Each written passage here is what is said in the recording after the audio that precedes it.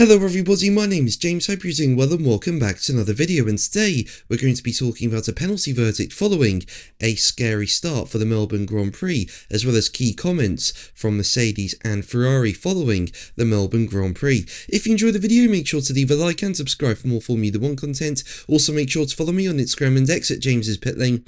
I'll leave links in the description, but let's jump straight into the video. Now, I really enjoyed the Australian Grand Prix. Going into it, there was concern, I think, in the Formula 1 community. There was worry over the battery management situation. There was also worry about Mercedes' advantage. In qualifying, they locked out the front row, and George Russell's pole time was nearly a second faster than third-placed Isaac Hadjar. But I thought the first race of these new regulations was really good. There were lots of overtakes throughout the grid. There was lots of side-by-side action. We also had a proper battle for the lead between Mercedes and Ferrari as well in the opening part of the race, so I really enjoyed that, and overall a really good way to start 2026. And well, it was George Russell who ended up winning the first race of the new Formula 1 era. As I say though, he did not have it all his own way. The opening part of the race saw Russell and Ferrari's Charles Leclerc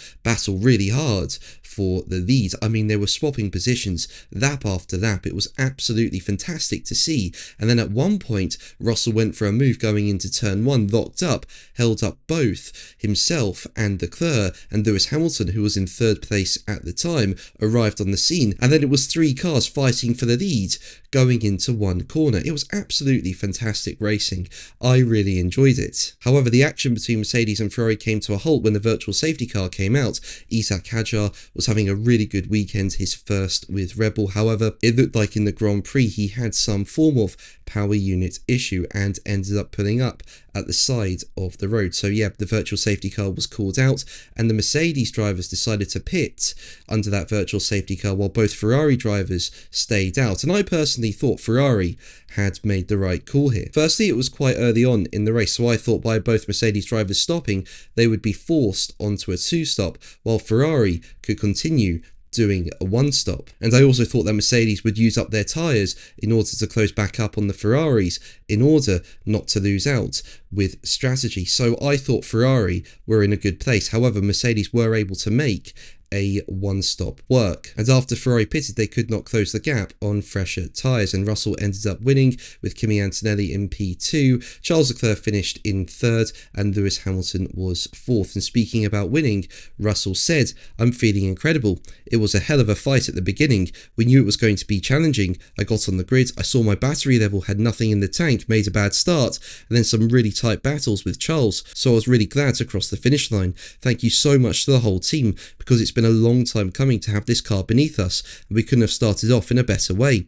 We had this suspicion that it was going to be a bit of a yo-yo effect, and as soon as one of us got in front, it just felt impossible to hold it." Now, Russell mentioned the start there, and the starts have been very anticipated for 2026. This year the MGUH has been removed, and as a result it takes longer to spin up the turbo, and we've seen drivers struggle with their practice starts. However, one team that's looked very on top of starts is Ferrari. They've got a smaller turbo, so it doesn't take as long to spin that up, meaning they can get better launches and better initial acceleration. Now, for the Melbourne Grand Prix, I thought Ferrari was starting out of position. You had Leclerc in P4 and Hamilton in P7, but with their fast launches, it was going to be interesting to see what would happen. And well, after the lights went out, Leclerc was leading going into turn one, and Hamilton had made his way into P3. So yeah, Ferrari really on top of their launches. And one thing to note actually about the start, the light stayed on for a very little amount of time. In terms of the fifth red light,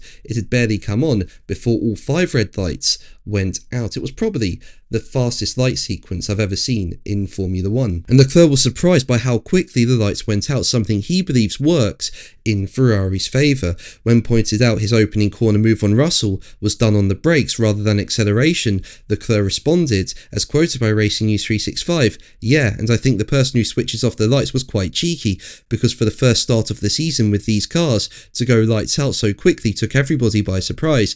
We're always very much on the limit with the power units, so I think that played a little bit into our hands, but it's part of the game." Now, there was also a very scary moment between Franco Colapinto and Liam Lawson at the start of the Grand Prix.